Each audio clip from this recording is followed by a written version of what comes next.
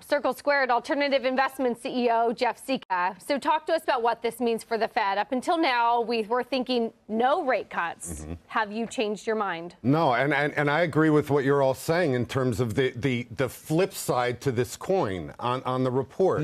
You know, you're talking about the part-time workers, Taylor. That's a big issue. The fact that a lot of these full-time jobs are being replaced with multiple part-time jobs. There's another underlying number here which nobody's I haven't heard many people talk about, and the fact that since 2019 we've had 1.4 million native-born workers unemployed. 3 million foreign-born workers got jobs. So as Brian was saying, the flip side to this coin is it comes off as being a strong report, but there is an underlying negative aspect of it, which I still don't believe the Fed is going to lower interest rates. I don't think they have justification. You look at the futures market and the odds of an interest rate cut in September just plummeted.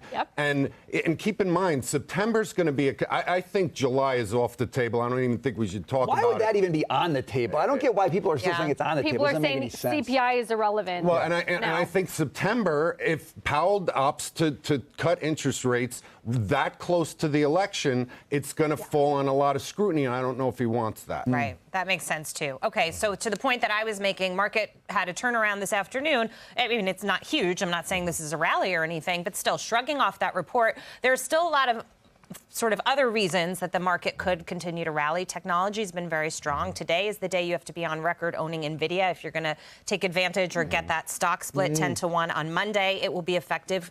Let's talk about that a little, because historically we've seen different things with stock splits. Sometimes psychologically, it gets the investor to come, into the stock feeling like it's cheaper, even though it's not.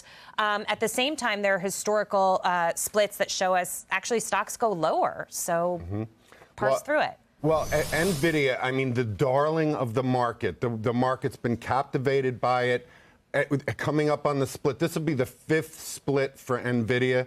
I've been recommending the stock on this network since 2018, and one of the reasons was because the fact that there would be this AI surge. But what I see is if you look at every stock split that NVIDIA has had, the stock has declined up to 25% after those stock splits. This is purely optics. Anyone who's investing should know that it's optics. It doesn't change the value of the company. You know, they say that they're doing it so they could attract more investors into it, expand the float.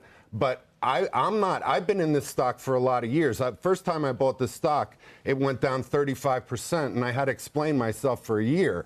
Now, I think it's going to go down again now that it's approaching $3 trillion, and that's the time. See, I'm not on this team. You guys are on the same team in this. We are. No economic value in this split. Cold-blooded fundamentals. Yeah, cold-blooded. I don't care. When the price drops, new people look at it and say, I want to get in on this. But I got to ask you this, Jeff, because you got the S&P.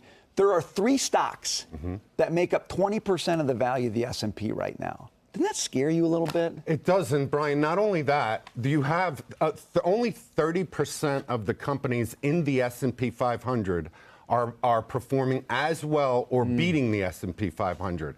I'm very concerned about it. I've been concerned about it for a while because, keep in mind, you have this massive money supply that's been created in the past few years, trillions of dollars. And those trillions of dollars, if they chase the entire market, I would feel much better than it, because what I feel like we're partying like it's 1999 again. We totally are. I'm old enough to remember 2001 and how I got my head handed to me in 2001 because of all the tech.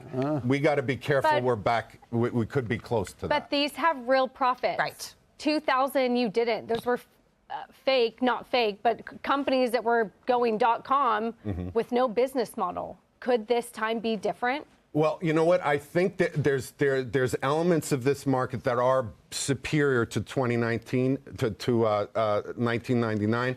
But the one thing is that if you look at valuations, the valuations of the big tech, the Magnificent Seven, are fine.